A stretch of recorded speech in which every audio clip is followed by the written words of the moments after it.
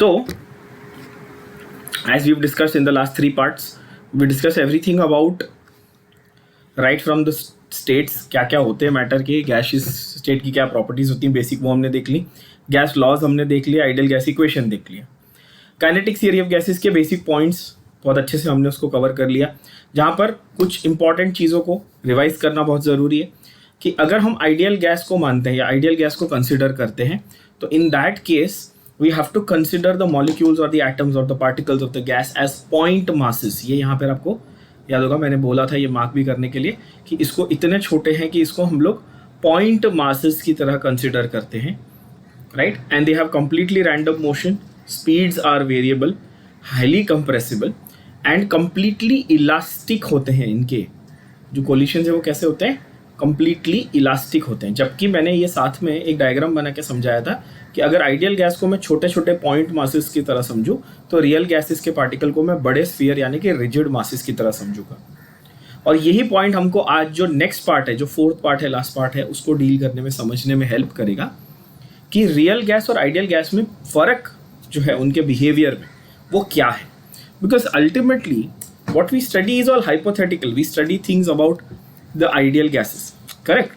हम लोग बोलते हैं PV is equal to nRT, but क्या PV is equal to nRT हर जगह एप्लीकेबल है? आंसर है no, obviously not. It is not applicable everywhere. In fact it is not applicable anywhere, because ideal gas तो एग्जिस्ट करती ही नहीं है. रियल गैस आइडियल की तरह बिहेव कर सकती है. अंडर वॉट कंडीशंस, ये भी पिछले लेक्चर में, पिछले सेशन में बोला, पिछले वीडियो में, क्या है? Under low pressure and high temperature, है ना.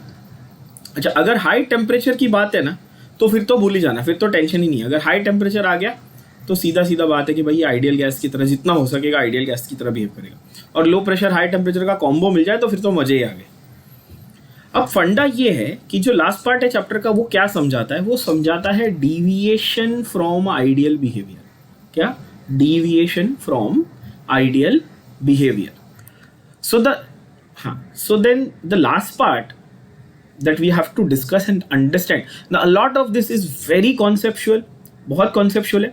There is good news and bad news in this part. Good news is that once you understand it, the concept and everything, it becomes easy. Good news is that इसमें से ज़्यादा question solve करने को नहीं आएंगे, numerical नहीं आएंगे, derivation एक भी नहीं आएंगे. नीट में तो वैसे भी derivation का तो कोई लेना देना है नहीं, बट इसमें आपके बोर्ड्स वगैरह में भी कोई derivation इस पार्ट में से कभी नहीं आते.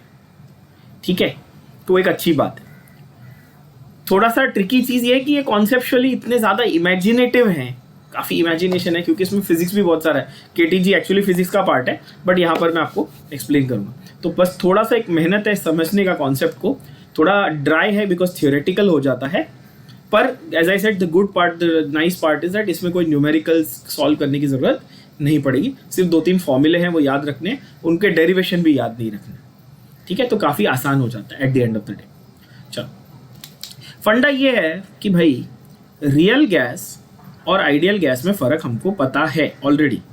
ये हमने किया हुआ है कि भाई रियल गैस सारे गैस लॉज को at all temperatures and all pressures obey नहीं करती.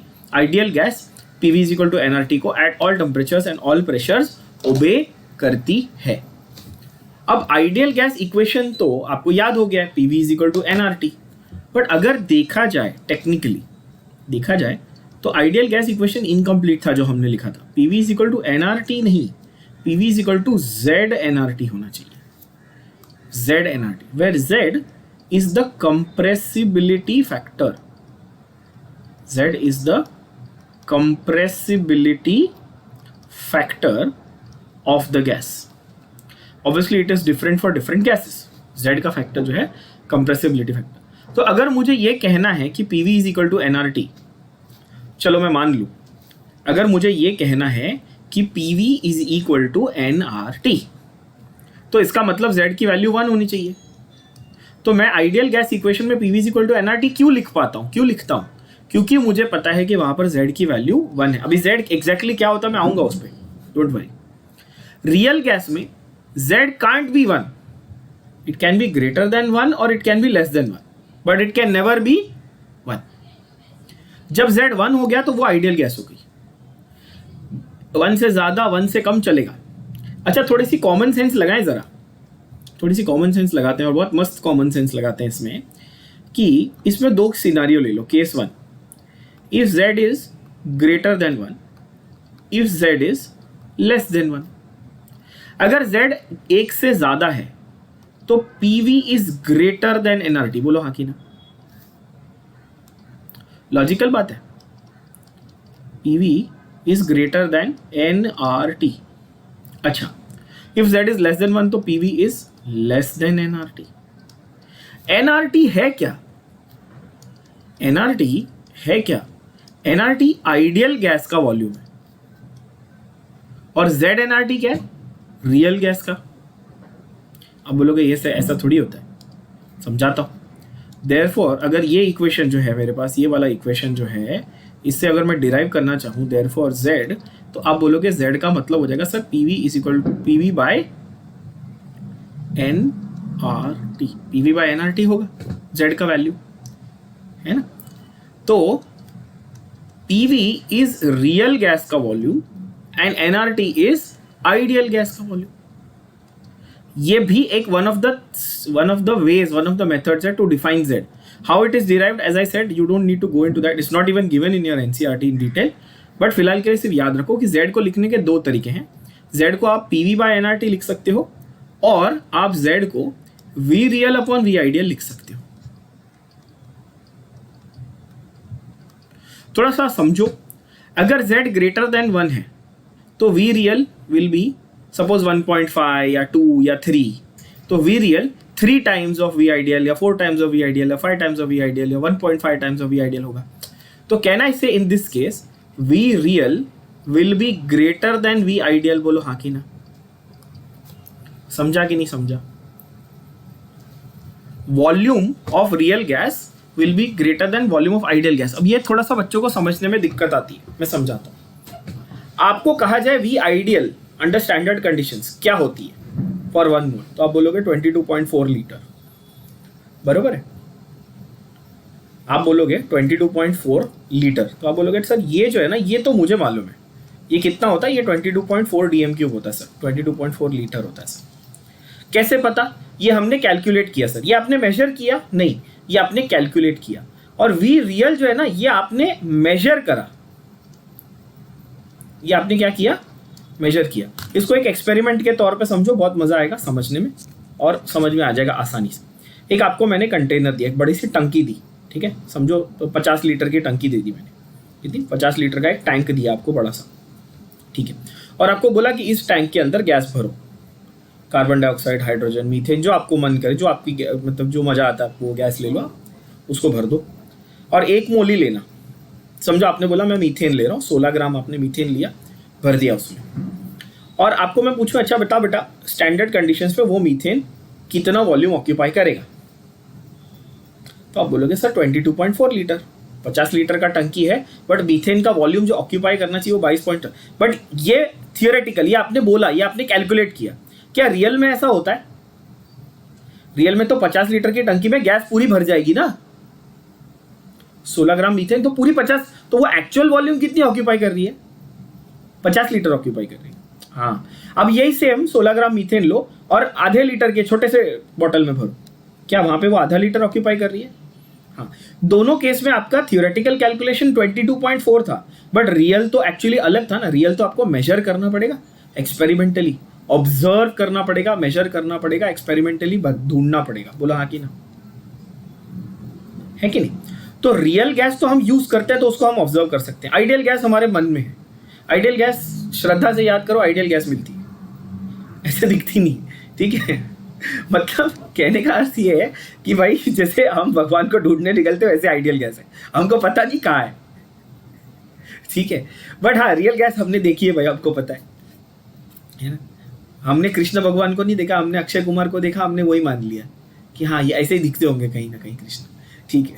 तो कहने का अर्थ ये है कि रियल और आइडियल में फर्क है। तो रियल जो है वो हम देख सकते हैं, वो हम ऑब्जर्व कर सकते हैं, आइडियल हम सिर्फ मन में कैलकुलेट कर रहे हैं। हाँ, 22.4 खुश है। अब फंडा ये है कि पीवी ये तो रियल है और एनआरटी तो आइडियल है। ये रिप्रेजेंट क्या था? अच्छा, ये लिटरल मीनिंग नहीं बता रहा हूं मैं, एक्चुअल इक्वल टू नहीं बोल रहा हूं मैं, इसका मतलब बता रहा हूं कि हमने पीवी से रियल ढूंढ सकते हैं, या हम रियल को सीधा सीधा मेजर कर सकते हैं, ढूंढना भी नहीं है। सीधा आपने लिया भाई, अच्छा कितने लीटर की टंकी है, चलो 20 लीटर है, 20 लीटर ऑक्यूपाई की। तो समझो मैंने आपको एग्जांपल जैसे दिया, आपने मीथेन लिया और आपको ये रियलाइज हुआ कि यार मैं 22.4 एक्सपेक्ट कर रहा था, पर असल में ना उसने 25 लीटर ऑक्यूपाई किया। समझे बात को? उस असल में उसने क्या किया, 25 लीटर ऑक्यूपाई किया। इसका मतलब कि जितना प्रिडिक्ट किया था उससे ज्यादा ऑक्यूपाई किया या कम? ज्यादा किया। तो इसको हम कहेंगे positive deviation from ideal behaviour. एकदम लॉजिकल, सिंपल। समझे? अगर वॉल्यूम जो रियल में है वो आइडियल से ज्यादा निकली तो कॉमन सेंस है कि भाई ये पॉजिटिव डिविएशन दिखा रहा है कि जितना सोचा था उससे ज्यादा मिला। और पीवी अगर लेस देन एनआरटी है तो वो होता है जो हमारे साथ एग्जाम में होता है, हम जितने मार्क्स सोच के आते हैं उतने नहीं आते, कम आते हैं हमेशा। So V real is less than V ideal there, है ना? यानी कि यहां पर दिखता है नेगेटिव डिविएशन। आप 22.4 सोच के गए थे लेकिन मिला शायद 20 ही, 20 लीटर ही मिला। 22.4 आप सोच के गए थे, you were thinking that you will get 22.4 because you calculated it, but in reality when you ended up measuring it you got only 20, let's say, or 21 or 22.3, something less than what you expected, so that we call as negative deviation. तो deviation दोनों प्रकार का हो सकता है। किसमें? Real gas में। कब हो सकता है? जब z की वैल्यू 1 से ज़्यादा हो, जब z की वैल्यू 1 से कम हो। और अगर 1 हो गई तो फिर 22.4 मिलेगा, मतलब वो आइडियल गैस हो जाएगी। बात समझ में आई? तो ये तो हुआ बेसिकली डिविएशन, ये तो हुआ डिविएशन। अब आते हैं बहुत ही मस्त ग्राफिकल बेस्ड अंडरस्टैंडिंग पे। जो ये ग्राफ है ये बच्चों को बड़े कंफ्यूजिंग लगते हैं, मैं आपको इसको आपके लिए इसको सिंप्लीफाई कर देता हूँ, बहुत मजा आएगा समझने में। बहुत क्वेश्चंस में ये ग्राफ आते हैं और बच्चों को कॉम्प्लिकेटेड लगते हैं, बट मैं आपको बोलता हूँ ये काफ़ी सिंपल है, ध्यान देना। ग्राफ का फंडा मैथमेटिक्स में क्या बोलता है कि भाई कोई भी एक पॉइंट पकड़ लो, कोई भी एक पॉइंट पकड़ लो और उसके बेसिस पे उसको जज करो। ठीक है, तो समझो मैं ये कहता हूँ कि I will just mark this with black here for you. So you have a red line and a blue line. The red line represents the ideal gas and the blue line represents the real gas, है ना? Y axis पे pressure है, check करना। X axis पे volume है, check करना। अच्छा, मतलब कि जब ऐसे हॉरिजॉन्टली बढ़ रहा है तो वॉल्यूम बढ़ रही है, और नीचे आ रहा है तो मतलब प्रेशर कम हो रहा है। प्रेशर कम हो रहा है, वॉल्यूम बढ़ रही है, बरोबर है? इस ग्राफ को हम लोग बोलते हैं रेक्टेंगुलर हाइपरबोला, है ना? इस ग्राफ को हम लोग क्या बोलते हैं? Rectangular hyperbola. इनवर्स प्रोपोर्शन का क्लासिक ग्राफ है ये, प्रेशर वॉल्यूम का। तो बॉयल्स लॉ का बहुत ही क्लासिक ग्राफ होता है ये, जिसको हम लोग बोलते हैं रेक्टेंगुलर हाइपरबोला। ठीक है, इस तरह से। और ये इनवर्स प्रोपोर्शन को रिप्रेजेंट करता है। नीट के बच्चों को, आपको बिकॉज आप मैथ्स नहीं पढ़ते हो इसलिए थोड़ा सा डिटेल में बता रहा हूँ कि इस ग्राफ का नाम क्या है, याद रख लेना। ठीक है, अब यहां पर आप नोटिस करेंगे कि यार जो प्रेशर हम एक्सपेक्ट कर रहे थे ये एरिया में, सिर्फ ये एरिया को देखना, ये एरिया अलग तरीके से बिहेव कर रहा है, ये एरिया अलग तरीके से बिहेव कर रहा है। फर्क समझाता हूं दोनों में, बहुत समझ में आ जाएगा इजीली। आप नोटिस करेंगे कि जो फर्स्ट मैंने ये मार्क किया, चलो मैं रेड सर्कल मार्क कर देता हूं, रेड सर्कल मार्क कर देता हूं आपके लिए। ये जो मैंने रेड सर्कल मार्क किया वो एरिया में आप देखेंगे तो वॉल्यूम किसकी आगे? रियल गैस की ज्यादा, एक्सपेक्टेड से ज्यादा है, दिख रहे हो? आगे है ना? एक्सपेक्टेड से ज्यादा है किसकी वॉल्यूम? रियल गैस की। और ये जो ब्लैक में मैंने सर्कल मार्क किया इस एरिया में देखो, तो ये ब्लू वाली लाइन नीचे चली गई, एक्सपेक्टेड से कम हो गई, कम हो गई ना वॉल्यूम, कम हो गई। इसका मतलब कि ये पॉइंट ऐसा है जहां पर ये दोनों ने कोइंसाइड किया। ये दोनों ग्राफ इस पॉइंट पे क्या हुए? मिले एक दूसरे से। तो ये पॉइंट है जहां पर रियल गैस और आइडियल गैस का बिहेवियर एक जैसा था कि जितनी वॉल्यूम एक्सपेक्ट करी थी उतनी वॉल्यूम मिली थी। समझे? तो लो प्रेशर, बात समझ में आ रही है? तो लो प्रेशर पे जितनी वॉल्यूम एक्सपेक्ट करी थी उतनी वॉल्यूम मिली थी, और लो करते गए तो फिर जितनी एक्सपेक्ट करी थी हमने, ये लाइन एक्सपेक्ट करी थी बट ये लाइन मिली, और यहां पर ये एक्सपेक्ट किया था बट ये मिल रहा, सॉरी रेड वाला एक्सपेक्ट किया था, ब्लू वाला मिल रहा था। जितनी एक्सपेक्ट की थी उससे ज्यादा मिल रही थी, यहाँ पे जितनी एक्सपेक्ट की उससे कम। मतलब कि पॉजिटिव और नेगेटिव डिविएशन एक ही ग्राफ में पॉसिबल है दिखना, if I keep on changing the conditions under which I am studying the gas, है ना? तो यहाँ पर एट हाई प्रेशर अगर मैं देख रहा हूँ तो मुझे पॉजिटिव डिविएशन दिख रहा है, और यहाँ पर एट लो प्रेशर वैल्यूज देख रहा हूँ तो मेरे को नेगेटिव डिविएशन दिख रहा है, जबकि एक ही गैस है और एक ही ग्राफ है।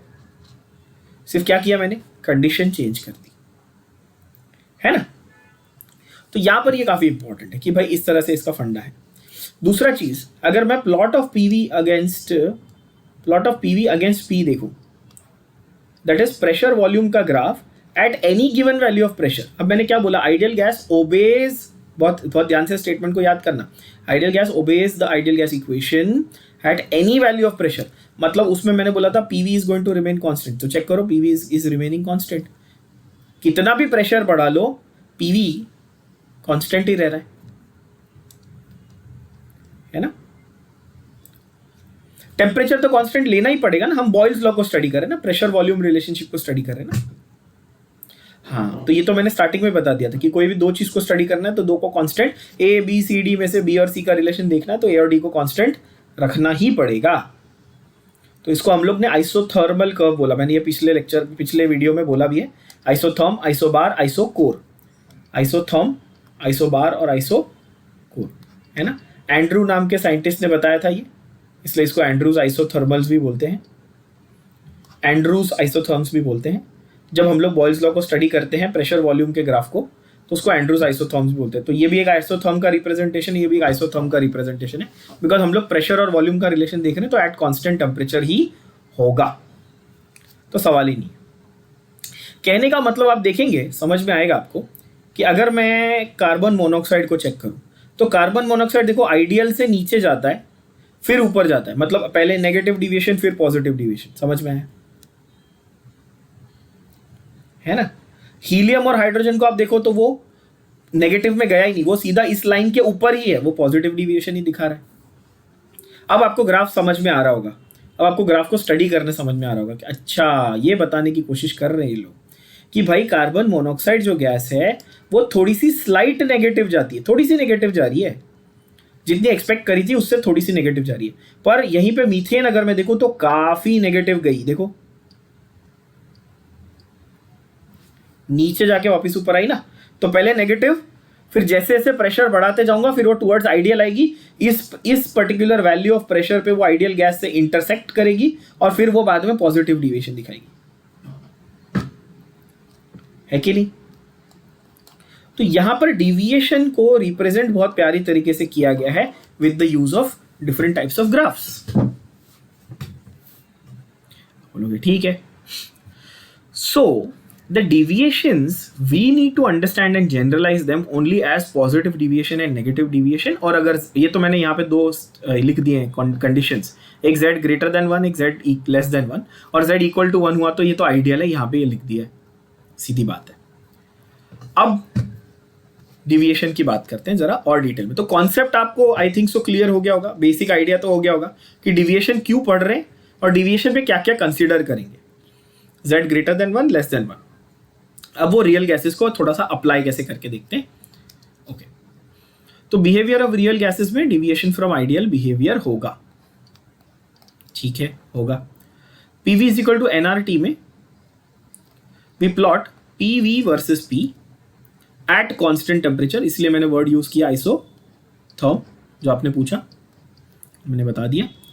ऑब्वियसली बॉयल्स लॉ है। PV versus P is a straight line. PV versus P is a straight line parallel to x-axis. Irrespective of pressure, वो x-axis पे प्रेशर है, उससे अफेक्ट नहीं हो रहा, ठीक बात। And they have also kept the temperature constant at 273 Kelvin, which is 0 degree Celsius, absolute temperature. अच्छा, डाइहाइड्रोजन हीलियम में प्रेशर इंक्रीजेस, पीवी इंक्रीजेस, ये देखा हमने। जैसे जैसे प्रेशर बढ़ाएंगे तो पीवी की वैल्यू बढ़ती है, किसमें, हाइड्रोजन एंड हीलियम में। तो हाइड्रोजन एंड हीलियम काफी अच्छे एग्जांपल आ जाते हैं आपके। अब मुझे यहां बताओ कि हाइड्रोजन और हीलियम में आपको पॉजिटिव डिविएशन दिख रहा है या नेगेटिव? पॉजिटिव, यानी कि जब हम लोग इसका एक्सपेक्ट करेंगे कि इसका वैल्यू निकालना, इसका वैल्यू निकालना जब हम एक्सपेक्ट करेंगे तो आपको एक चीज़ बहुत अच्छे से नोटिस करनी आएगी। देखो 22.7, 22.4 से आपको, अच्छा देखो 22.71 को स्टैंडर्ड माना है उन्होंने, ध्यान से देख लेना। हम लोग 22.4 बोलते हैं for practical purposes and for calculations and we will stick to that, but NCERT में तो क्लियरली 22.71 बोला है ना। ये देखो 22.71 से ज़्यादा आपको एक ही वैल्यू मिल रही है इस पूरे टेबल में, और अगर हीलियम दी होती टेबल में तो वो भी ज़्यादा होती। बात समझ में आई? बाकी सारी वैल्यू आप देखो ध्यान से 22.71 से कम है, गई दिमाग में? चेक करो, ये आइडियल। अब एकदम क्लैरिटी आई होगी पहली बार कि हाँ अच्छा, कि अब जो सर ने बोला था यहाँ पर जो स्टेटमेंट लिखी थी वो दिमाग में गई। कहाँ स्टेटमेंट अभी अभी लिखी थी ना जस्ट, कि भाई V real greater than V ideal. जो मेजर करेंगे वो आइडियल से थोड़ा ज़्यादा निकल के आएगा वॉल्यूम, किस में? पॉजिटिव डिविएशन में। एग्जाम्पल यहाँ पे देख लिया, हाइड्रोजन और हीलियम में ये हमेशा होगा। अगर आपने टेम्परेचर को कांस्टेंट कर दिया तो ये हमेशा होगा। यानी कि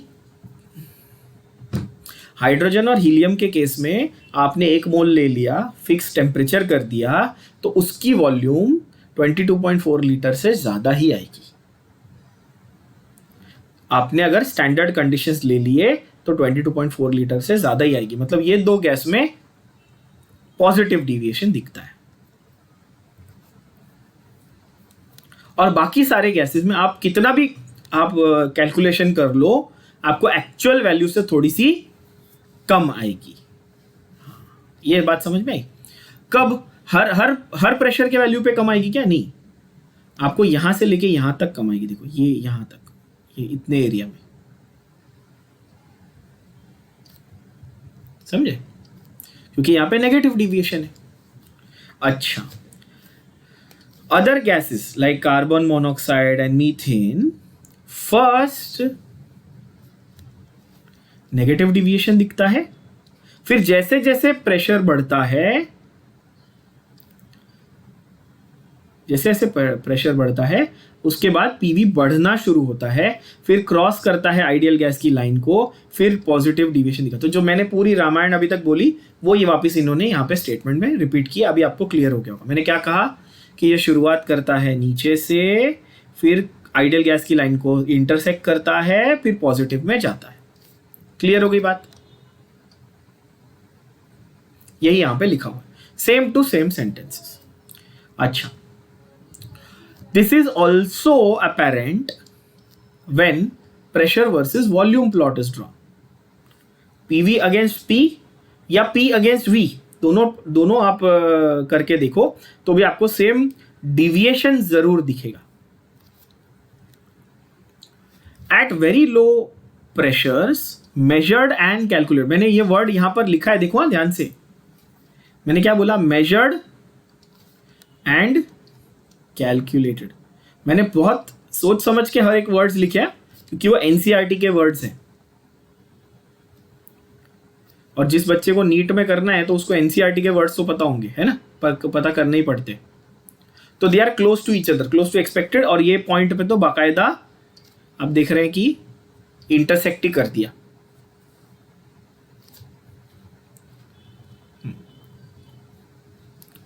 अब सवाल ये आता है कि सर हमने मान लिया रियल गैस आइडियल गैस की तरह नहीं है, हमने मान लिया रियल गैस आइडियल गैस की तरह क्यों नहीं है, ये भी हमको समझ में आ गया कि हाँ भाई वो रिजिड स्फीयर है, वो कंप्लीटली इलास्टिक नहीं है, ये भी हमको समझ में आ गया। अब उसको मैथमेटिकली एक्सप्रेस करके दिखाओ, ये सवाल आता है।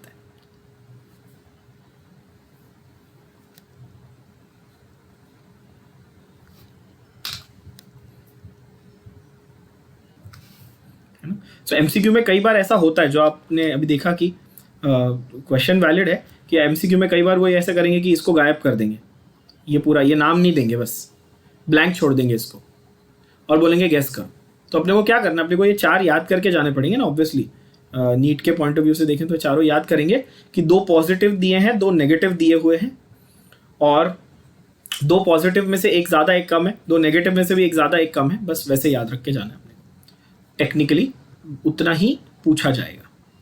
अब सवाल ये आता है दिमाग में कि जैसा मैंने कहा कि चलो सर मान लिया कि रियल गैस डिविएट होगी, रियल गैस क्यों डिविएट हो रही है, वो भी बेसिक आइडिया आ गया कि वो रिजिड स्फीयर है वगैरह वगैरह जो भी है, कोलिशंस परफेक्टली इलास्टिक नहीं है एट्सेट्रा। बट उसको मैथमेटिकली एक्सप्रेस करो, उसको बताओ एक इक्वेशन लिख के, जैसे P is equal to NRT equation है आइडियल गैस का, तो एक्सपेरिमेंटल और ऑब्जर्वेबल को अगर हटा भी दें तो हम थियोरेटिकली कैलकुलेट कर लेंगे।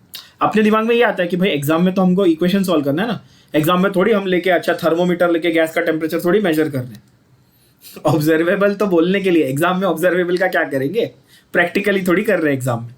एग्जाम में तो सॉल्व करना है पेन पेपर लेके, तो चाहिए इक्वेशन। हाँ, तो किसी ने यही बहुत ही अच्छा सवाल साइंटिस्ट से जाके पूछा कि भाई बताओ, तो बोल्ट्जमैन जो थे, है ना, बोल्ट्जमैन और मैक्सवेल, ये दो साइंटिस्ट जो थे ना, उन्होंने बहुत काम किया किस पे, डिविएशन फ्रॉम आइडियल बिहेवियर पे। ये जो सारा कुछ हम डिस्कस कर रहे हैं इस पे दो साइंटिस्ट ने काम किया था, मैक्सवेल और बोल्ट्जमैन, और उन्होंने ये बहुत डिटेल में स्टडी किया कि भाई सारे गैस लॉस तो बना दिए, और फिर गैस लॉस बनाने के बाद ये पता चला कि भाई सारी गैसेस जो हमारे पास नेचर में हैं, हमारी दुनिया में जो गैसेस एग्जिस्ट कर रही हैं, वो तो ये फॉलो ही नहीं कर रही। तो उनके डिविएशन मतलब स्टडी करो कि भाई वो फॉलो नहीं करी तो वो क्या फॉलो कर रही है, और ओरिजिनल यानी एक्सपेक्टेड और ऑब्जर्व में फर्क क्या है, और उसको मैथमेटिकली एक्सप्रेस करना सीखो। That is the part here that we are going to discuss now. ठीक है, यहां तक सब आई होप सो क्लियर है। अच्छा, अब वो बोलता है कि भाई there is no force of attraction between the molecules of a gas, and volumes of the molecules of a gas are negligibly small as compared to the space occupied by the gas. अब kinetic theory of gases के postulates तो हमने पिछले video में ही देख लिए थे, और उसमें हमने ये बोला भी कि हाँ भाई गैसेस इतनी दूर दूर हैं, थियोरेटिकली 500 पिकोमीटर से ज़्यादा डिस्टेंस था लंडन डिस्पर्शन फोर्स के लिए, और यहाँ पर हम मान लेते हैं कि इतनी दूर है कि एक दूसरे को अफेक्ट नहीं कर रही है। मैंने पहले बोला था, दोबारा रिपीट कर देता हूँ कि मैंने ये मान लिया कि भाई ये एक मॉलिक्यूल है और ये एक मॉलिक्यूल है गैस का, दोनों पॉइंट मासेस है, इतने छोटे हैं और इतने दूर हैं एक दूसरे से कि ये एक दूसरे को अफेक्ट कर ही नहीं सकते किसी तरीके से। मतलब इन दोनों के बीच में फोर्स ऑफ अट्रैक्शन एग्जिस्ट नहीं करता। ये समझ में आया? तो वो बोलता है कि देखो, पोस्टुलेट्स ऑफ काइनेटिक थियरी को वंस अगेन देखो, और दो अजम्पशन जो हम मान के चल रहे थे ये डू नॉट होल्ड गुड, मतलब ये दोनों अजम्पशन गलत प्रूव हुए। कौन से दो अजम्पशन? एक ये अजम्पशन की फोर्स ऑफ अट्रैक्शन नहीं है। क्यों नहीं है? क्यों नहीं है? क्योंकि ये पॉइंट मासेस है, बट ये तो आइडियल गैस के लिए। Why they don't hold true in real gas? क्योंकि भाई real gas has mass, real gas is not point mass, real gas is big molecule. And real gas क्या infinite distance पे है क्या? नहीं भाई, छोटे कंटेनर में डाली है और तुम कंप्रेस कर, तुम तो खेल रहे हो, तुमको मस्ती सूझ रही है, तुम पिस्टन लेके लगे हुए हो, कंप्रेस करेंगे, एक्सपैंड करेंगे, ये फलाना ढमका करेंगे, तो उस पर तो फोर्स आएगी कि नहीं आएगी? तो वो बोल रहा है भाई फोर्स ऑफ अट्रैक्शन है, तो तुम्हारा ये जो पॉइंट है ये गलत है, ऐसा वो बता रहा है आपको। तो यहां से आता है कारण कि तुमने आइडियल बिहेवियर किस बेसिस पे जज किया?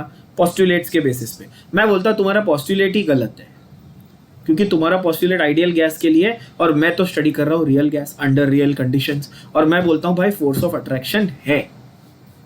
ये गई बात दिमाग में? अच्छा, तो भाई रियल गैस है, बड़ा मॉलिक्यूल है, पॉइंट मास नहीं है, तो उसमें फोर्स ऑफ अट्रैक्शन एग्जिस्ट करती है। अच्छा, volume is negligibly small, again this is applicable for ideal gas, is this applicable for real gas? Let's check. मान नहीं लेंगे, चेक करेंगे। अच्छा, ये रही आइडियल गैस। देखो, मतलब मैंने इतना सुंदर कंटेनर, कितनी गंदी ड्राइंग के साथ मैंने कंटेनर बनाया, इसलिए मैं स्कूल में सिर्फ एक ही सब्जेक्ट में वीक था, ड्राइंग। हाँ, अरे आई टू मेक अमेजिंग।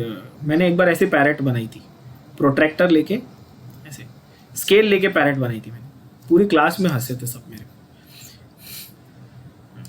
क्योंकि मेरे को वो बनाने नहीं आता। फिर बायो टीचर बना, तब जाके डायग्राम बनाने सीखा, हार्ट और ब्रेन।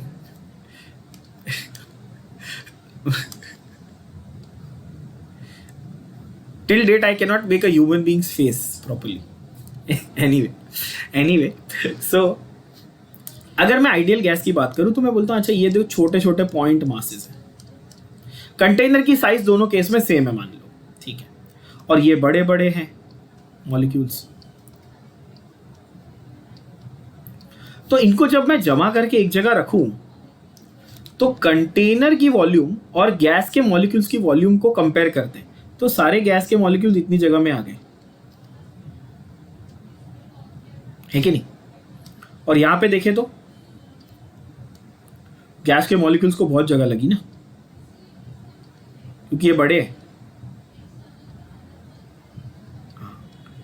तो यहां पर ध्यान से देखना, सपोज मैं बोलता हूं कंटेनर का V है और इस गैस का VG है, तो V minus VG is almost equal to V, क्योंकि VG इतना चिंटू है।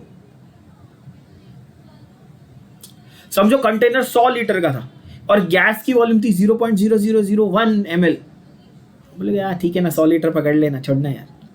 लेकिन यहाँ पे कंटेनर 100 लीटर का था और गैस की वॉल्यूम 20 लीटर थी, तो थोड़ी इग्नोर कर सकते हो। तो इसमें V माइनस VG जो है वो एक सर्टन साइजेबल अमाउंट होगा ना, निग्लेक्ट नहीं कर सकते उसको।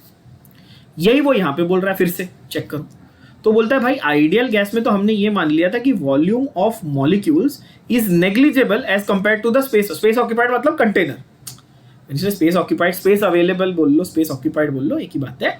पूरे कंटेनर की वॉल्यूम कितनी उसके पास अवेलेबल, कितनी वो ऑक्यूपाई कर सकता है, फिर वो कंटेनर हो या रूम हो, क्या फर्क पड़ता है। तो कहने का अर्थ ये है कि आइडियल गैस के लिए ये दो पोस्टुलेट्स बनाए गए थे, ये रियल गैस के लिए एप्लीकेबल नहीं है, इसीलिए रियल गैस आइडियल गैस की तरह बिहेव नहीं करेगी, वो डिविएशन दिखाएगी। एकदम क्लैरिटी आई। इससे और एक बात प्रूव हुई कि जो वॉल्यूम हम कंसीडर करना चाह रहे हैं वो ओरिजिनल से कम होगी कि ज्यादा होगी, कम होगी, क्योंकि V माइनस VG है, जितना अवेलेबल था, जितना करना चाहिए था ऑक्यूपाई, उससे एक्चुअली कम ऑक्यूपाई कर रहा है ये। अब ये इतना स्पेस बचा और यहां पर पूरा इतना स्पेस बचा था, ठीक, समझ गए। अच्छा, अगर अजम्पशन ए को हम लोग सही मान लें तो गैस कभी लिक्विफाई हो ही नहीं सकती, और सही बात भी है, हम तो लिक्विफाई करते हैं यार गैसेस को। अगर हम अजम्पशन ए को सही मान ले कि कभी फोर्स ऑफ अट्रैक्शन डेवलप ही नहीं हो सकती, क्योंकि आइडियल गैसेस पॉइंट मासेस हैं और वो कभी एक दूसरे से अट्रैक्ट हो ही नहीं सकते, तो गैस ही रहेगी, लिक्विफाई कभी होगी नहीं। ऐसा होता है क्या रियल में? नहीं भाई, गैस कंडेंस होती है ना, लिक्विफाई होती है, तो इसलिए अजम्पशन ये रॉन्ग है, बरोबर। Okay, hence proof. अगर हम लोग अजम्पशन बी को करेक्ट मान ले तो प्रेशर वॉल्यूम ग्राफ जो है और वो थियोरेटिकली कैलकुलेटेड और एक्सपेरिमेंटली कैलकुलेटेड हमेशा सेम आना चाहिए, वो भी नहीं आता। अभी देख लिया हमने ग्राफ में कि भाई वी रियल वी आइडियल कभी भी सेम नहीं आता। तो ये दोनों अजम्पशन रॉन्ग है काइनेटिक थियरी के। They are good for ideal gases but they are not good for real gases. So real gases show behavior में deviation because the molecules actually interact with each other and molecules are very close to each other. Contrary to the popular belief कि molecules are at infinite distance always. And अगर नजदीक आ गए तो उनमें interactions होंगे, अगर नजदीक आ गए तो उनमें interactions होंगे। अच्छा, अब देखना बहुत ध्यान से, बहुत मजा आएगा। PV is equal to nRT। आप बोलोगे सर क्या पका रहे हो, ये बार बार लिखते हो ideal gas equation. P into V is equal to nRT, ठीक बात। अब मैंने कहा था कि वॉल्यूम जो है वो एक्चुअली हमने जो एक्सपेक्ट करी थी उससे कम है, ये अभी प्रूव किया था ना कि V माइनस VG है, बरोबर। V माइनस VG है ना। जो वॉल्यूम है वो हमने जो एक्सपेक्ट करी थी उससे कम निकली, correct. V minus VG, V से कम कुछ, VG कुछ तो होगा ना, 0.1 लीटर, 0.2 लीटर, 0.005 लीटर, कुछ तो वैल्यू है, ओरिजिनल से थोड़ा तो कम हुआ। अच्छा, तो वॉल्यूम अगर कम हुई तो प्रेशर को क्या होगा? वॉल्यूम एक्सपेक्टेड से कम है तो प्रेशर एक्सपेक्टेड से ज्यादा होगा। ये हुई ना बात। तो ये आइडियल के लिए था। तो अब उसने बोला, मैक्सवेल ने आके बोला कि भाई तुम एक काम करो ना, P प्लस ए कर दो। तुम क्या करो, P प्लस ए कर दो और V प्लस और V माइनस बी कर दो। बस इतना करो कि प्रेशर वॉल्यूम की जगह एक्चुअल प्रेशर और एक्चुअल वॉल्यूम ले लो। जहां पर उसने बोला कि भाई A और B मेरे दिए हुए कॉन्स्टेंट्स हैं। अच्छा, मैक्सवेल ने ये कॉन्सेप्ट बताया था, इक्वेशन नहीं दिया था। इक्वेशन दिया था वैन डर वाल ने। किसने दिया था? वैन डर वाल ने। तो A और B को हम लोग बोलते हैं वैन डर वाल्स कॉन्स्टेंट्स। क्या बोलते हैं? Van der Waals constant. अच्छा, जिस बच्चे को ये समझ में आया होगा उसको अभी तक ये तो जज करते आ गया होगा कि सर ये VG तो भी है। हाँ, अच्छा, ये यहां पे दिया नहीं इसलिए कंफ्यूजिंग लगता है। टेक्स्ट बुक में ये चीज बहुत पेचीदा तरीके से दी है, मैं आपको बहुत सिंप्लीफाई करके दूंगा, समझ में आ जाएगी आसानी से। ठीक बात। तो यहां पर ये VG पे टेक्निकली B है, ठीक है। इसको हम लोग को वॉल्यूम भी कहते हैं, ऑब्जर्व वॉल्यूम भी कहते हैं। मतलब V माइनस VG को ऑब्जर्व वॉल्यूम कहते हैं। VG को गैस वॉल्यूम भी कहा जाएगा, को वॉल्यूम भी कहा जाएगा, एक्सक्लूडेड वॉल्यूम भी कहा जाता है। ये सब JEE के लिए है, ये नीट में कभी काम नहीं आता है सच। JEE में आपको कई बार क्वेश्चंस में वो पूछते हैं कि भाई एक्सक्लूडेड वॉल्यूम क्या होती है। ये शायद आपने टर्म कभी सुना भी नहीं होगा एंड आपके किसी ज्यादा काम आने वाला भी नहीं है, टू बी ऑनेस्ट, बट थोड़ा एक्स्ट्रा बता रहा हूं। एक्सक्लूडेड वॉल्यूम भी कहते हैं और को वॉल्यूम भी इसको कह सकते हो आप, या इसको गैस वॉल्यूम भी कहते हैं। खैर, तो PV इजिकल टू NRT की जगह अब मैं बोलता हूं प्रेशर जो एक्सपेक्ट किया था उसकी जगह एक्चुअली जो दिख रहा है, वॉल्यूम जो एक्सपेक्ट किया था उसकी जगह जो एक्चुअली दिख रहा है वो NRT। ये गया दिमाग में, ठीक है। सो प्रेशर क्या है?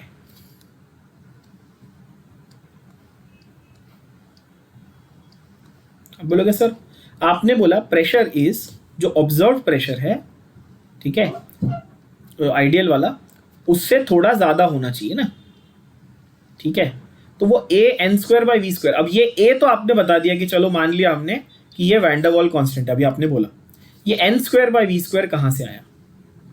नाउ एज आई मेंशन्ड, इसके डेरिवेशंस आपको करने की जरूरत नहीं है, कोई जरूरत नहीं है आपको उसके, और इसमें है दिए भी नहीं, बाय द वे NCERT में भी नहीं दिया डेरिवेशन, कहीं पर एक शब्द भी नहीं लिखा है, सिर्फ इतना लिख के छोड़ दिया कि A is a constant, B is a constant.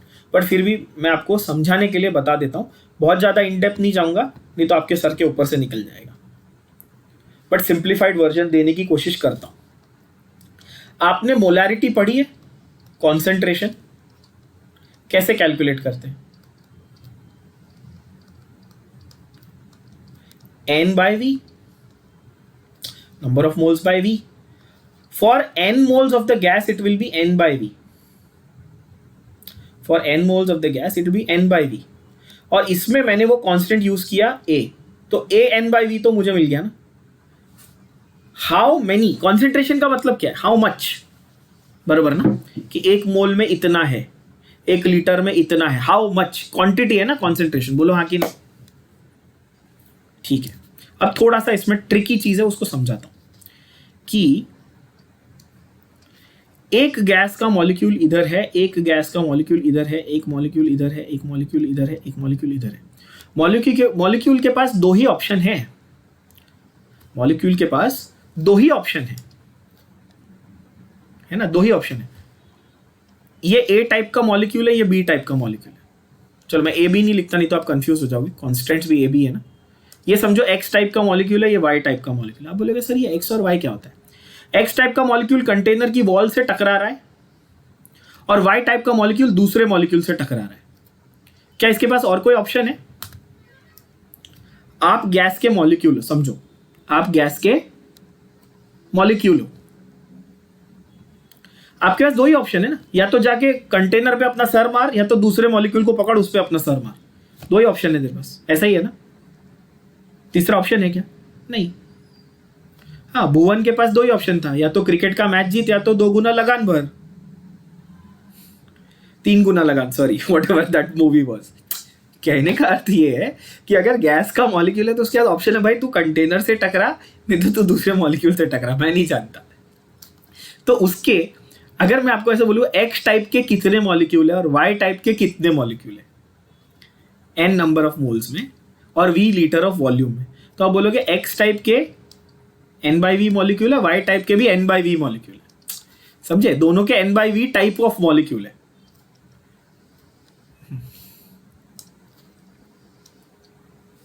दोनों एक ही नंबर, एक ही क्वांटिटी के हिस्से हैं। N1 और N2 नहीं बोलूंगा, दोनों अलग अलग नंबर ऑफ मोल्स या अलग अलग कंटेनर में थोड़ी रखे।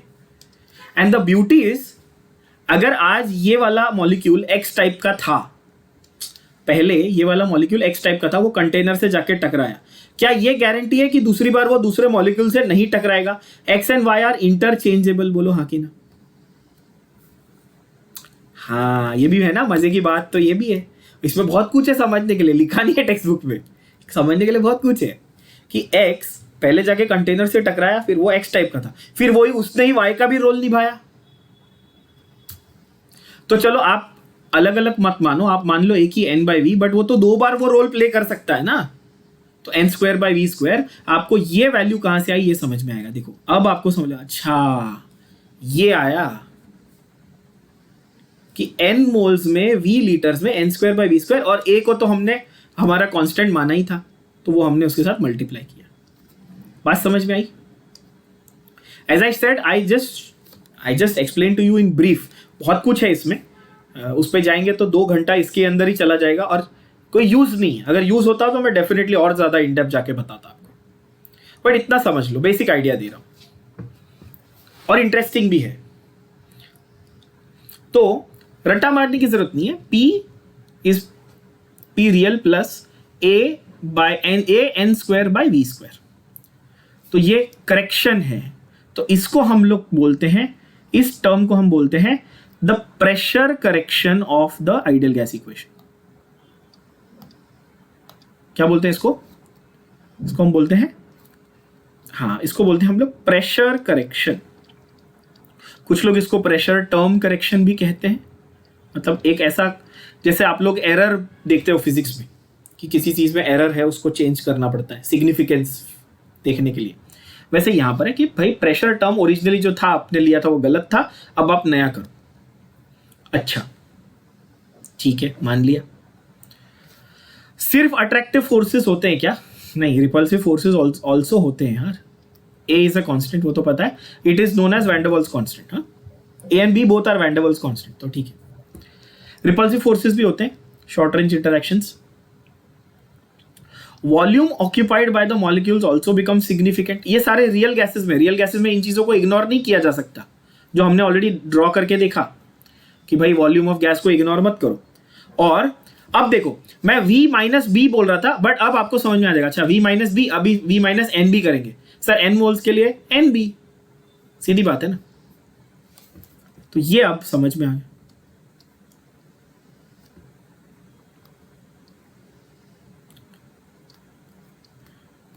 करेक्ट। तो वो बोल रहा था कि भाई P V is equal to n R T, तो समझ ले, अगर वो बोलता है कि अच्छा कि प्रेशर समझो 1.5 पास्कल था और वॉल्यूम समझो 3 लीटर था, और मैं बोलूँगा नहीं 1.5 नहीं 1.45 समझो फॉर एग्जांपल, या फिर समझो मैं बोलूँगा 1.5 नहीं 1.6 है, मैंने ऑब्जर्व किया, और ये 3 लीटर नहीं 2.98 लीटर है, मैंने ऑब्जर्व किया। तो वो जो चेंज है ना, वो रिप्रेजेंट कर रहा है करेक्शन।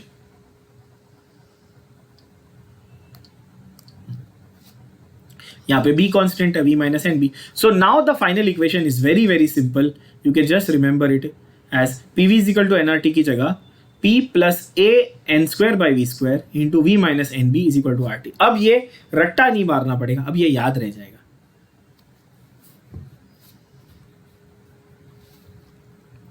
ठीक है बात?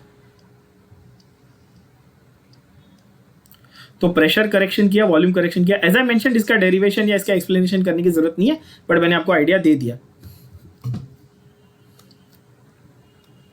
हाँ, तो ये जो है NB, ये वॉल्यूम करेक्शन टर्म हो गया।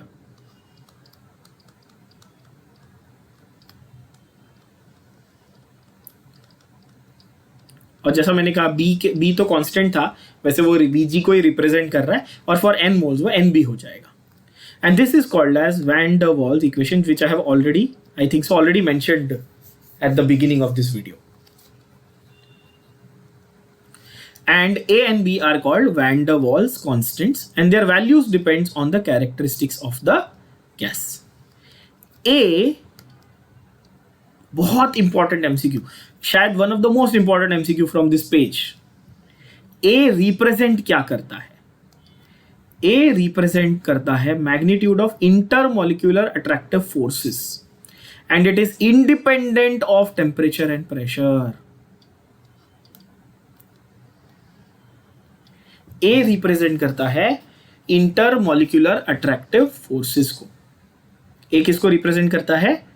Intermolecular attractive. ये एक स्टेटमेंट ऐसे एनसीईआरटी में इन्होंने ऐसे रैंडमली डाल दी। अब इस स्टेटमेंट को घुमा फिरा के पूछा जाता है आपके नीट के एग्जाम में कि भाई A किसके ऊपर डिपेंड करता है, तो वो इंटरमोलिक्यूलर अट्रैक्शन पर डिपेंड करता है, टेम्परेचर और प्रेशर पर डिपेंड नहीं करता। A क्या है? वो प्रेशर करेक्शन का कांस्टेंट है। A क्या है? प्रेशर करेक्शन का कांस्टेंट है। ठीक है, अच्छा, deviation from ideal behaviour, next paragraph फालतू है, आप बाद में इसको ये कर लेना, रीड कर लेना। Deviation from ideal behaviour is measured in terms of compressibility factor. Already ये मैं आपको डिराइव करके दे चुका हूं। Z is equal to PV by nRT।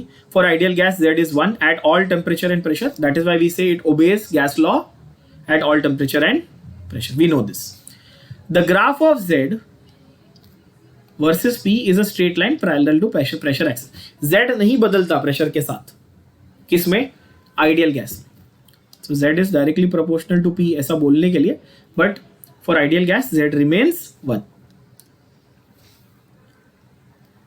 For real gases at very low pressure all gases have Z almost equal to 1 and behave as ideal gas. ये मैंने again ये स्टेटमेंट ऑलरेडी बता दी, सेकेंड थर्ड टाइम बता दी मैंने ये statement, ये भूलनी नहीं है। ये मैं पहले भी कह चुका, ये नीट में AIPMT में एम्स में जो पुरानी एग्जाम्स होती थी, अब तो सिर्फ नीट होती है, 1000 बार पूछा गया, बहुत बार पूछा गया। लो प्रेशर पे गैसेस आइडियल बिहेवियर दिखाएगी, मतलब Z जो है compressibility factor almost equal to 1 होगा ऑलवेज। Z लेस देन 1 या ग्रेटर देन 1 भी हो सकता है, ये भी एक्सप्लेन कर दिया already.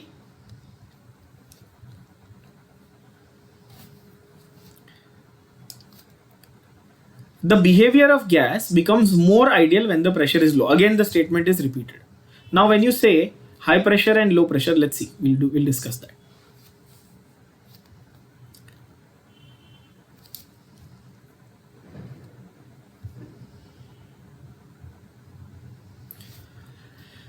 At high pressure, Z is 1 greater than 1. At low pressure, Z is almost equal to 1. तो ऐसा 3 पार्ट में डिवाइड करना, high pressure, intermediate pressure, low pressure, बराबर। लो प्रेशर पे तो Z इज अप्रोक्सीमेटली 1 पता है ना,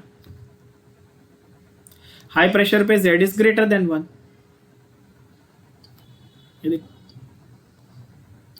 एंड यहां पर Z इज लेस देन 1। ये तो बताया ना, लो प्रेशर पे ऑलमोस्ट आइडियल की तरह बिहेव करता है ना ये।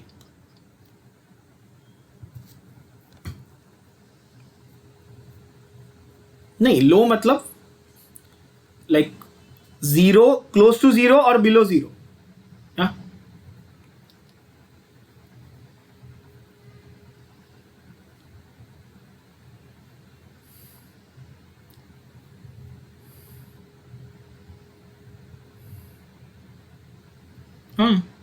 बराबर। इंटरमीडिएट लेवल पे Z लेस देन 1 होता है।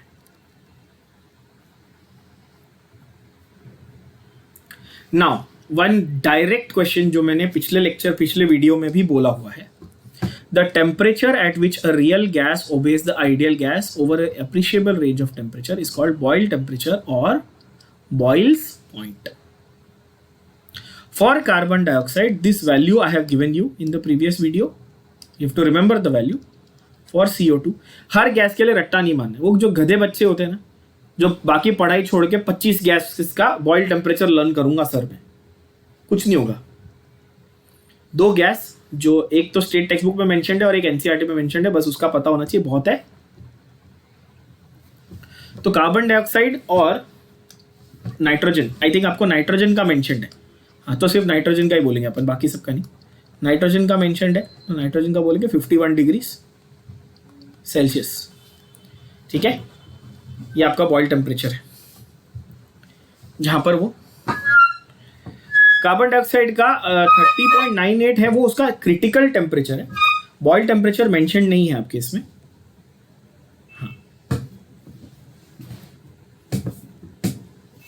I think in one of the videos I made a mistake. Instead of critical I said boil. Let's go back and check that. इंसान गलती हो गई, सॉरी। हाँ, so above the boil temperature real gases show positive deviation. अब ये एकदम से clear हो गया होगा दिमाग में, भाई बॉयल टेम्परेचर के ऊपर पॉजिटिव डिविएशन दिखेगा, बॉयल टेम्परेचर के नीचे नेगेटिव डिविएशन दिखेगा।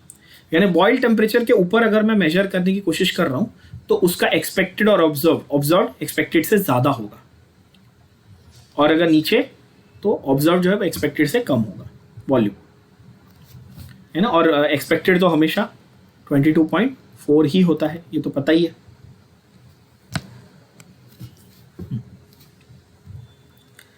बिलो बॉयल टेम्परेचर पहले नेगेटिव वैल्यू दिखेगी, फिर उसके बाद बढ़ना शुरू होगी। ये भी देख लिया हमने। अगर बिलो बॉयल टेम्परेचर की बात कर रहे हैं तो हमेशा पहले नेगेटिव डिविएशन से चालू करेंगे, फिर धीरे धीरे इंटरसेक्ट करेगा, फिर पॉजिटिव पे जाएगा।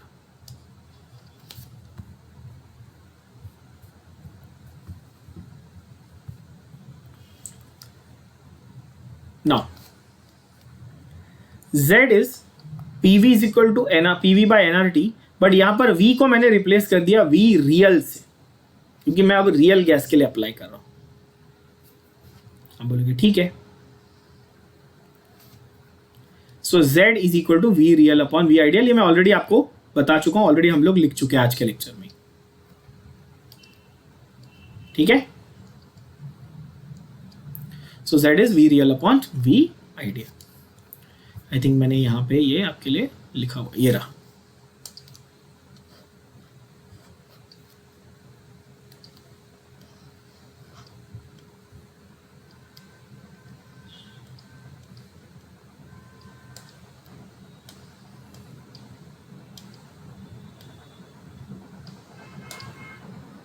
Z is V real upon V ideal, ठीक है। देन यू हैव, बाकी सब ठीक है। आइसोथर्म्स मैंने ऑलरेडी बता दिया, the graph that are plotted at constant temperature, जिसमें आप प्रेशर और वॉल्यूम के रिलेशन को स्टडी करते हो एट कांस्टेंट टेम्परेचर, उसको हम क्या कहते हैं, आइसोथर्म्स या आइसोथर्मल्स भी कहते हैं। एंड्रूज आइसोथर्म्स मोर स्पेसिफिकली कहा जाता है। अभी आते हैं लिक्विफैक्शन ऑफ गैसेस पे। गैस कौन सी लिक्विफाई हो सकती है जल्दी से, जिसका कंप्रेसिबिलिटी ज्यादा अच्छा है, बोलो हाँ कि ना। जो गैस आसानी से कंप्रेस की जा सकती है वही गैस आसानी से लिक्विफाई भी हो सकती है, तो लॉजिकल बात है। तो थॉमस एंड्रूज, जिसका अभी मैंने नाम लिखा था थोड़ी देर पहले आपके लिए, जिसका मैंने कहा एंड्रूज आइसोथर्म्स, ये काफी इंपॉर्टेंट एमसीक्यू है। थॉमस एंड्रूज ने कार्बन डाइऑक्साइड पे आइसोथर्म प्लॉट किया था एट वेरियस टेम्परेचर्स, मतलब उसने बेसिकली बॉयल्स लॉ एट अलग अलग टेम्परेचर किया। तो उसने देखो ऐसा एक ग्राफ बनाया, ठीक है। उसने ऐसा एक ग्राफ बनाया आपके लिए, ऐसा एक ग्राफ बनाया।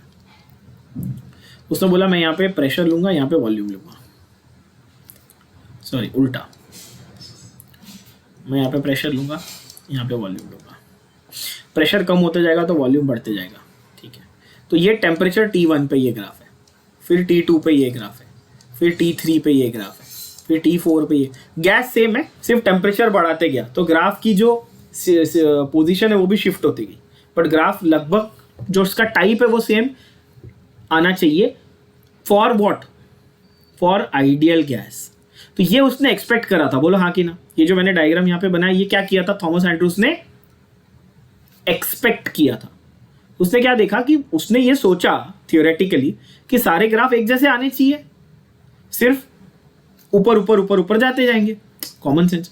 बट रियलिटी में उसको ऐसा कुछ नहीं मिला, उसको थोड़ा सा इसमें से भी डिविएशन मिला। क्यों? क्योंकि वो जो गैस उसने चूज की थी कार्बन डाइऑक्साइड, वो आइडियल नहीं, रियल थी। सही बात है। So he noticed that at high temperatures, isotherms look like that of ideal gas. And gas cannot be liquefied even at high pressure. कितना भी प्रेशर, अच्छा देखो, एक again forget chemistry for 1 second, think of it practically, think of it logically. तुमको gas दिया बहुत सारा, बोला ये लो पकड़ो, जमा करो और कंप्रेस करो, कंप्रेस करो गैस को, ये लो कंप्रेस करो। तो तुम क्या करोगे? तुम प्रेशर लगा रहे हो, तुमको वॉल्यूम कम करनी है, कंप्रेस करना है, प्रेशर लगा रहे हो।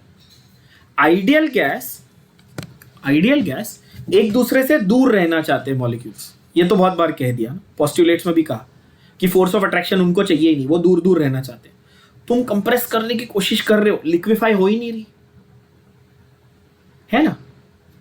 वही चीज को अब इंग्लिश में लिख के देखो कि अगर वो आइडियल गैस की तरह बिहेव कर रहा है तो the gas can not be liquefied even after applying very high pressure.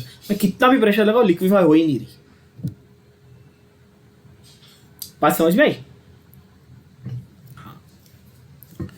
तो ऐसा एंड्रू ने ऑब्जर्व किया कि ये होता है at high temperatures.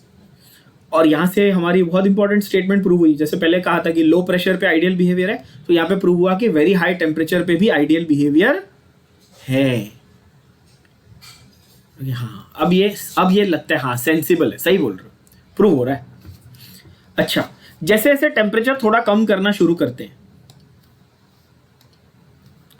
as the temperature is lowered, shape of the curve changes and shows deviation from ideal behavior. And this part is very important. I'm marking with a different color for you.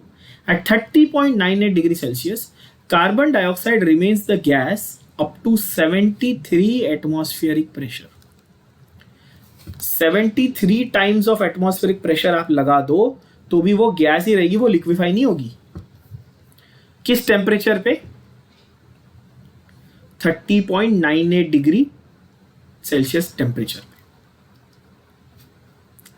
Eight 73, once it reaches 73, liquid carbon dioxide appears for the first time. Extremely important statement from MCQ point of view. पहली बार liquid carbon dioxide कब दिखता है? 73 atmosphere pressure पे। ये बात भेजे में गई, आई होप सो।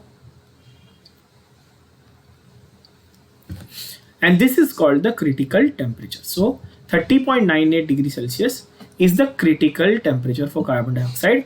यानी कि क्रिटिकल टेम्परेचर पे पहली बार उसको लिक्विफाई किया जा सकता है। This is the highest possible temperature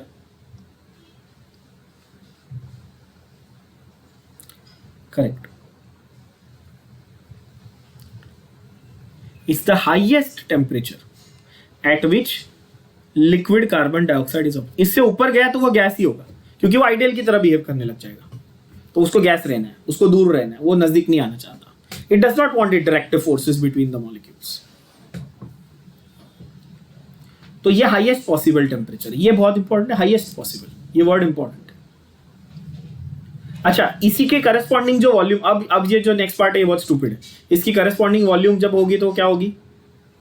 critical temperature पे जो वॉल्यूम देखी गई वो क्रिटिकल वॉल्यूम, उसी क्रिटिकल टेम्परेचर पे जो प्रेशर की वैल्यू मिली वो critical pressure, and all three are called critical constants. ये वैसा था ना कि पानी में रहने वाले 5 जानवरों के नाम बताओ। पहला था मछली, दूसरा मछली के पापा, मछली की मम्मी, मछली का भाई, मछली की बहन। तो पहला हमने पढ़ा क्रिटिकल टेम्परेचर, तो क्रिटिकल टेम्परेचर से corresponding volume critical volume, corresponding pressure critical pressure, सब मिला के क्रिटिकल कांस्टेंट। ठीक है। सो यहां पर अगर हम इसके बाद आकर प्रेशर बढ़ाने की कोशिश भी करेंगे तो ज़्यादा कोई फर्क नहीं पड़ेगा, ठीक है। एक इस टेम्परेचर पर ही लिक्विफैक्शन हमको दिख रहा है सेटिस्फैक्टरीली। ये ग्राफ जो यहाँ पर बनाया हुआ है काफ़ी कॉम्प्लेक्स देखने में है, बट ट्रस्ट मी ज़्यादा ऐसे कोई प्रॉब्लम नहीं है। I will simplify this for you. ये ग्राफ में इतनी ज़्यादा चीज़ें मार्क की हुई है ना कि बच्चे देख के डर जाते हैं कि यार ये क्या बना दिया है, ठीक है। देखो बहुत इजी है, बहुत सिंपल चीज़ है, कोई बड़ी चीज़ नहीं है, ध्यान से देखना। Just try and draw this for you in a simple manner. जैसा मैंने कहा, आप कोई भी एक पकड़ लो, चलो जैसे कि 50 डिग्री सेल्सियस वाला, तो मैंने कहा कि उसने ऐसा प्लॉट किया और उसने ये एक्सपेक्ट किया था। फिर उसने 30.98 वाला किया, तो वो एक्सपेक्ट कर रहा था कि 30.98 सेम बस पैरेलल ही चलेगा, बट एक्चुअली ऐसा होता नहीं है ना। तो उसको मिला कि 30.98 वाला ना वो इस तरह से थोड़ा सा बिहेवियर ऐसा दिखा रहा है। फिर 31 वाला जो है, देखो 31 वाली लाइन, ये वाली ध्यान से देख लेना, 31 वाली लाइन 30.98 से ऊपर होगी ना वो आके ऐसी थोड़ी और स्ट्रेट आ रही है। मतलब जो ये शेप उसने एक्सपेक्ट करा था आइडियल के लिए, वो उसको नहीं मिल रहा, समझे। फिर 21.5 डिग्रीज पे भी उसने वापस सेम प्लॉट किया, एक्सपेक्ट किया था ये शेप, लेकिन ये तो मिला नहीं, ऑलमोस्ट ऐसा स्ट्रेट लाइन मिला। देखो ये वाला, इस लाइन को फॉलो करो बस, तो ये लाइन फॉलो करो, दिख रहा है 21.5। और उसके बाद फिर 13.5 वाली लाइन पे ऐसे एकदम ऐसा सीधा आ गया। फिर वापस ऐसे आके नीचे आया। देखो ये ब्लू वाली लाइन, ये ऐसी, फिर ऐसी, फिर ऐसी। तो जो एक्सपेक्ट करा था वो तो बेचारे को मिला नहीं। खैर वो तो नहीं मिला, पर उसको ये पता चला कि अगर हर ग्राफ में से एक एक पॉइंट लेकर बेल कर्व प्लॉट करूंगा तो एक रेंज मिलेगी जहां पर लिक्विफैक्शन दिख सकता है over a considerable range of pressure, and that is what he tried to achieve. That is what this graph represents, and what you have to remember from this graph is this area, which I am shading for you right now. तो A B, ये वाला A B E C, ये जो है ना, तो B E C ये जो 3 पॉइंट्स है ये इंक्लूडेड है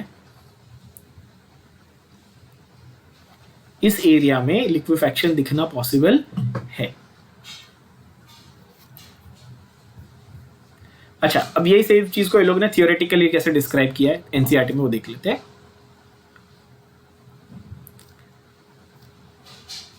below 30.98, below 13.98, behavior of the gas is quite different. At 21.5, carbon dioxide remains as a gas only up to point B. Check. 21.5 पे अगर मैं ऐसे देखूं तो ये पॉइंट बी ऐसे आ रहा है ना, ग्राफ ऐसे आ रहा है 21.5 का, चेक करो ये वाली पर्पल वाली line.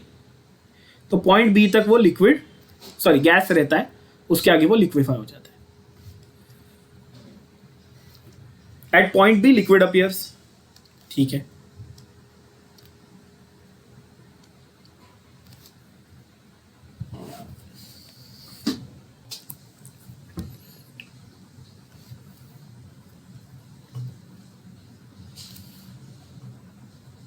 Okay. Okay. So at point B, liquid appears. Further compression में प्रेशर में चेंज नहीं आता। फिर वापस पॉइंट सी तक, तो at point C all the gas has been condensed and only liquid is remaining. At point C, all the gas has been compressed, ये वाला, and only liquid is remaining. अब यहाँ पे गैस नहीं, यहाँ पे लिक्विड है। अच्छा,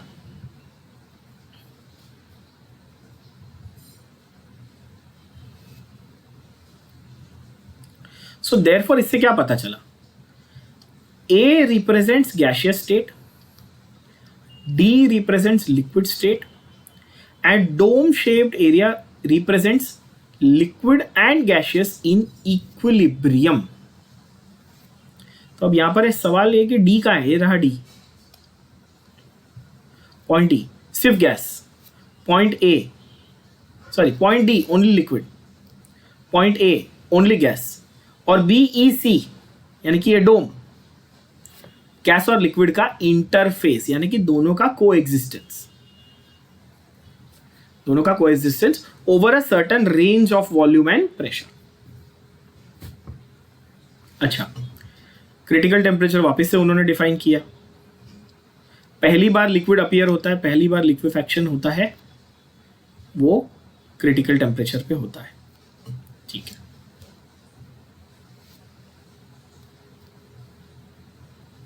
बाकी again just you can just read it, बाकी वो जैसा है नहीं। There is always a continuity between gases and liquid state, वो जो डोम शेप एरिया उसमें दिख रहा है कि कोरिलेशन है गैसेस और लिक्विड में, and that is why we use the term fluid interchangeably.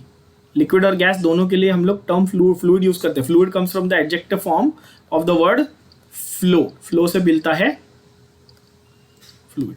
Gas भी फ्लो होती है, लिक्विड भी फ्लो होता है। तो दस लिक्विड को हम लोग लिक्विड ना बोल के डेंस गैस बोल सकते हैं। जैसे हमने ग्लास को क्या बोला है, अमॉर्फस सॉलिड नहीं बोला, उसको बोला है सुपर कूल्ड लिक्विड। कांच को हम लोग क्या बोलते हैं, ग्लास को we don't call it solid, we call it super cooled liquid, right.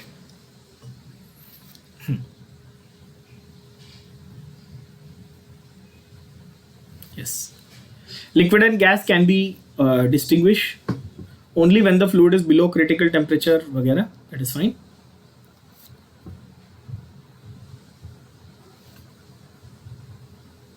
At critical temperature liquid and gas imperceptibly मतलब without being observed वो दोनों एक दूसरे में मर्ज हो जाते हैं, घुल जाते हैं। आपको लिक्विड और गैस का इंटरफेस समझ में नहीं आएगा क्रिटिकल टेम्परेचर पे, दोनों लगभग कोएग्जिस्ट कर सकते हैं। और इसीलिए a gas below the critical temperature can be liquefied by applying pressure and is called vapour of the substance. Critical temperature पे भी अगर आपको क्रिटिकल टेम्परेचर पे तो लिक्विड अपने आप मिलता है, बट क्रिटिकल टेम्परेचर पे नहीं है, उसके नीचे है और आपको उसको लिक्विफाई करना है, तो क्या करना पड़ेगा, प्रेशर बढ़ाना पड़ेगा। प्रेशर जरूरत से ज्यादा बढ़ा दो तो लिक्विफाई होगी, तो उस समय उसको बोलेंगे हम लोग सब्सटेंस का वेपर। नहीं होगी, करेक्ट। क्रिटिकल टेम्परेचर के ऊपर आप गए और कितना भी प्रेशर लगा दिया तो लिक्विफाई नहीं होगी, है ना। अब आते हैं लिक्विड स्टेट पे। लिक्विड स्टेट का आपके इस चैप्टर में बहुत ही ब्रीफ में मेंशन है, ज़्यादा कुछ नहीं है, छोटा दो पेज में उन्होंने ब्रीफ में मेंशन किया हुआ है। As I have already said, liquid state के बारे में ज़्यादा इन डेप्थ बातें हम लोग सरफेस केमिस्ट्री में करते हैं, ना कि स्टेट्स ऑफ मैटर में। फिर भी बेसिक चीज़ें हम लोग थियोरेटिकल पॉइंट ऑफ व्यू से देख लेते हैं। Molecules are closer together, intermolecular forces are stronger liquids में as compare to gas. Attractive intermolecular forces जैसे कि लंडन डिस्पर्शन फोर्स, अगर पोलर है तो dipole dipole interaction, they have definite volume, yes, all those things are seen. Vapour pressure एक बहुत important quality है liquids की, जो अगेन हम लोगों ने सॉल्यूशन इन कॉलिगेटिव में वैसे देखी हुई है। सो इक्विलिब्रियम प्रेशर या सैचुरेटेड वेपर प्रेशर भी कहा जाता है। नॉर्मली हम लोग वेपर प्रेशर बोलते हैं। फंडा क्या है कि एक लिक्विड है, ये उसका सरफेस है, ये सरफेस पे पार्टिकल्स हैं। अगर ये पार्टिकल्स बॉयल होके गैसेस में कन्वर्ट होने लग गए, suppose x particles of liquid थे और इक्विलिब्रियम पॉइंट पे x/2 वेपर बन गए, आधे वेपर बन गए और आधे अभी भी लिक्विड में फॉर्म में एग्जिस्ट करते हैं। x पार्टिकल्स थे मेरे पास, समझो 100 पार्टिकल थे, तो बॉईल करते करते ऐसा तो है नहीं कि 100 पार्टिकल अचानक अभी लिक्विड से और वूफ सबके सब गैस बन गए। जादू से थोड़ी होता है ऐसा। अब जब पानी बॉईल करते हो तो वो 100 डिग्री पे पहुंचते सारा का सारा वेपराइज हो जाता है? नहीं, ग्रेजुअली वेपराइज होता है ना। 1 मॉलिक्यूल, 2 मॉलिक्यूल, 3 मॉलिक्यूल उड़ना चालू होते हैं ना, इवेपोरेट होना चालू होता है, करेक्ट है। तो वेपराइजेशन में क्या होता है कि भाई एक टाइम ऐसा आएगा ना कि आधे मॉलिक्यूल वेपर बन चुके हैं, बाकी के आधे अभी भी लिक्विड है, लेकिन जो वेपर बन चुके हैं उसके पास एनर्जी ज़्यादा है तो वो ऊपर घूम रहे हैं, लेकिन उनको मन है कि हम लोग वापस लिक्विड बन जाए, हम वो एनर्जी लूज करें, लिक्विड बन जाए, स्टेबलाइज हो जाए। Stabilise is the wrong word to use here, but you get the point. So ये जो वेपर के मॉलिक्यूल ऊपर हैं ये कोशिश करते हैं कि हम लिक्विड के अंदर वापस जा सकें, तो ये लिक्विड के सरफेस पे कुछ प्रेशर एग्जर्ट करते हैं, इसको हम कहते हैं वेपर प्रेशर। इसको हम कहते हैं वेपर प्रेशर। वेपर ने लिक्विड के सरफेस पे जो प्रेशर लगाया एट इक्विलिब्रियम उसको हम कहते हैं वेपर प्रेशर। ठीक है, ओके। अगर मैं फ्री वेपराइजेशन देखूं, फ्री वेपराइजेशन मतलब कि ऊपर कोई कंटेनर का लीड नहीं है, गैस का मॉलिक्यूल आया और चला गया, ऐसा उड़ा और चला गया बाहर। अगर लीड होगा तो टकरा के वापस आएगा ना नीचे लिक्विड में, कंडेंसेशन होगी। अगर फ्री वेपराइजेशन है मतलब बॉइलिंग हो रही है। ठीक है, एट 1 atm प्रेशर अगर हम लोग टेम्परेचर मेजर करें तो उसको नॉर्मल बॉइलिंग पॉइंट बोलते हैं। एट 1 bar प्रेशर करें तो उसको स्टैंडर्ड बॉइलिंग पॉइंट। ये सब फैक्चुअल चीजें हैं, डेफिनेशन से याद कर लो, इसमें ज्यादा डिटेल में नहीं जा रहा हूं मैं। Standard boiling point will always be slightly lower than normal boiling point because 1 bar is slightly less than 1 atm. 1 bar is 0.98 atm, सबको मालूम है ये तो। वैल्यूज याद कर लेने हैं। Normal boiling point of water is 100 degree Celsius, that is 373 kelvin. Standard boiling point of water is 99.6, that is 372.6 kelvin. 0.4 का डिफरेंस है। Liquids at higher altitudes boil at a lower temperature in comparison to that at sea level. We know this. बचपन से एक ही give reason का question school में से बच्चे science में सॉल्व कर रहे हैं। Why does rice cook faster in pressure cooker? है ना? Why does it take more time to cook rice in Kashmir than at sea level? है ना? In Himalaya than at sea level. ये बचपन से कर रहे हैं क्योंकि हायर ऑल्टीट्यूड्स पे ज़्यादा उसको हीट करना पड़ेगा, क्योंकि वो लोअर टेम्परेचर पे ही बॉयल होना शुरू हो जाता है लेकिन पकता नहीं है, तो आपको प्रेशर कुकर लगाना पड़ता है। Pressure cooker is used for cooking food. बिना प्रेशर कुकर के आप नहीं कर सकते, मतलब जब तक प्रेशर नहीं बनाओगे तो एक्चुअली बॉयल नहीं होगा। बॉयल होता हुआ दिखेगा बट आप 100 सोच रहे थे उसका टेम्परेचर, लेकिन हो सकता है 95 ही हो, 98 ही हो। जितना हायर जाओगे उतना कम होता जाएगा। तो आपको बॉयल होता हुआ दिखेगा लेकिन वो एक्चुअली बॉयल हो रहा नहीं है। ठीक है, boiling does not occur when liquid is heated in a closed vessel. Boiling का शब्द का मतलब ही है free vaporisation.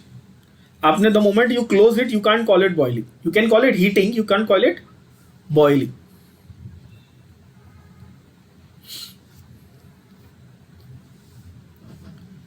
When density of liquid and vapors becomes the same, the boundary between liquid and vapor disappears. This is called again critical temperature, which we have already seen. Liquid और gas coexist करते हैं, उसी को critical temperature कहते हैं ना। फिर से उन्होंने सेम चीज बताई यहाँ पे। Last part as I mention, इसके ऊपर तो पूरा चैप्टर है सरफेस केमिस्ट्री पे, तो यहाँ पे मैं बहुत ज्यादा इस पे नहीं जा रहा हूँ। सरफेस टेंशन होता क्या है?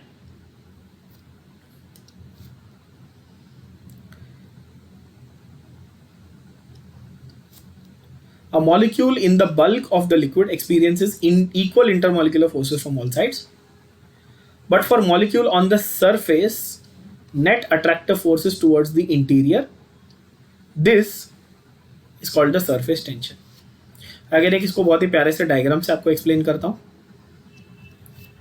अगर यहाँ पर ये मॉलिक्यूल देखूँ तो इसको हर जगह से दूसरे मॉलिक्यूल्स फोर्स एग्जर्ट कर रहे हैं, बट यहाँ पर है तो यहाँ पे उसके ऊपर फोर्स एक्सर्ट हो रही है, बट ऊपर पूरा का पूरा फ्री है। ये area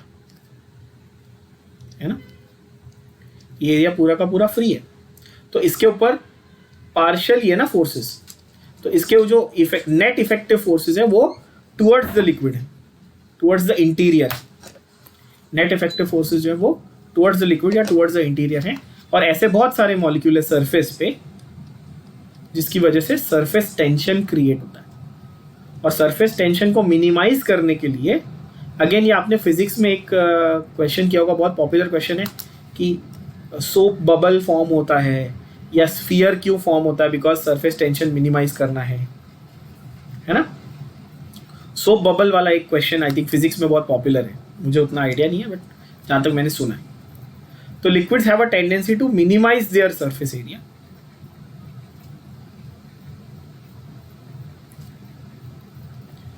Therefore, liquids want to have minimum number of molecules at their surface.